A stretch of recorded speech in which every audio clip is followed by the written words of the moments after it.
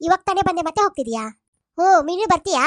ಇಲ್ಲ ಕಣವ್ವ, ನಿನ್ ಜೋಡಿ ಬರ್ತೀನಂತ ನನ್ನ ಬಾಯ್ ಫ್ರೆಂಡಿಗೆ ಏನಾದ್ರು ಗೊತ್ತಾದ್ರೆ ಮುಗೀತಲ್ಲ, ನಾನು ಕೊಲೆನೇ ಮಾಡ್ಬಿಡ್ತಾನೆ ಅಷ್ಟೇ. ನವೀನ್ ಏನು ಅನ್ಕೊಳಲ್ವಾ ಇವಾಗ ಕಾರ್ತಿಕ್ ಜೊತೆ ಹೋದ್ರೆ? ಮತ್ತೆ ವಿನಯ್ ಜೊತೆ ಶಾಪಿಂಗ್ ಮಾಡ್ತಿದ್ದೆ, ವಿನಯ್ ಜೊತೆ ಬಟ್ಟೆ ಶಾಪಿಂಗ್ ಮಾಡಕ್ ಹೋಗಿದ್ದೆ, ಈಗ ಕಾರ್ತಿಕ್ ಜೊತೆ ಚಪ್ಪಲ್ ಶಾಪಿಂಗ್ ಮಾಡಕ್ ಹೋಗ್ತೀನಿ ಅಷ್ಟೇ.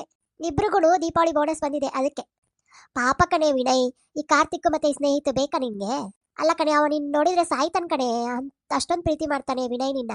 ಅವನ ಹತ್ರ ನಾನೇನ್ ಮಾಡ್ಲಿ? ನಾನು ಎಷ್ಟು ಸತಿ ಹೇಳಿದೀನಿ ಅವ್ನಿಗೆ ಫ್ರೆಂಡ್ಸ್ ಆಗಿರೋಣ ಅಂತ ಹೇಳಿ. ಇಲ್ಲ ಕಣೋ, ಆಗೋದಿಲ್ಲ ನಂಗೆ ಬರೋದಕ್ಕೆ.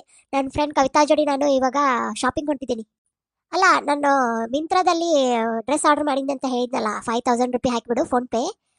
ಅಲ್ಲ, ಲಾಸ್ಟ್ ಟೈಮ್ ಮಾಡಿದ್ದು ಅಮೆಝಾನಲ್ಲಿ, ಇವಾಗ ಮಿಂತ್ರಾದಲ್ಲಿ ಅಲ್ಲ. ಇವಾಗ ಅಷ್ಟೇನಾ ನನ್ನ ಮೇಲೆ ಫ್ರೆಂಡ್ಶಿಪ್ ಇರೋದು ನಿನಗೆ? ಆಯ್ತು ಬಿಡು, ನಾನು ನನ್ನ ಫ್ರೆಂಡ್ ಬೇರೆ ಹಾಕಿಸ್ಕೊಂತೀನಿ.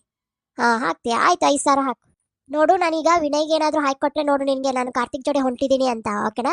ಅಯ್ಯೋ, ನಾನು ಯಾಕೆ ಹಾಕೊಡ್ಲಿ? ನನಗೆ ಟೈಮ್ ಇರೋದಿಲ್ಲ, ನನಗೆ ಜಾಬ್ ಮುಗಿಸ್ಕೊಂಡು ಬಂದು ಮನೇಲಿ ಕುಂತಿರ್ತೀನಿ. ನನ್ನ ಬಾಯ್ ಫ್ರೆಂಡ್ ಜೋಡಿ ಮಾತಾಡೋಕ್ಕೆ ನನಗೆ ಟೈಮ್ ಸಿಗೋದಿಲ್ಲ. ಇನ್ನು ನಿನ್ನ ಬಾಯ್ ಫ್ರೆಂಡಿಗೆ ನಾ ಹಾಕೊಡ್ಲಾ? ಹಲೋ, ಬಾಯ್ ಫ್ರೆಂಡ್ಸ್ ಅಲ್ಲ, ಫ್ರೆಂಡ್ ಅಷ್ಟೇ.